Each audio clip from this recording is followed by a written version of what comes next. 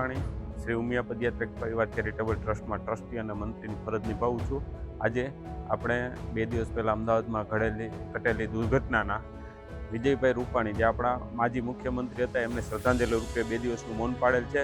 તેમજ રક્તદાન દિવસના નિમિત્તે આજે આપણે મોટી સંખ્યામાં રાજકોટમાં અવનવા રક્તદાન કેમ્પો યોજાય છે। એમાં આપણી સંસ્થા દ્વારા પણ રક્તદાન કેમ્પનું આયોજન કરેલ છે, જેમાં મોટી સંખ્યામાં રક્તદાતાઓનો પ્રવાહ આવે છે અને આપણે આ જે રક્તદાન એકઠું કરીએ છીએ તે સિવિલ હોસ્પિટલ તેમજ અન્ય બ્લડ બેન્કો દ્વારા જે જરૂરિયાતમંદ દર્દીઓ છે એમને આપણે ફ્રી ઓફ સેવામાં આપીએ છીએ। તેમજ આપણી સંસ્થા દ્વારા આવડો આ 295મો કેમ્પ છે અને ટોટલ 8000 બોટલ આપણે રક્ત એકઠું કર્યું છે, જે 2,40,000 cc જેવી થાય છે।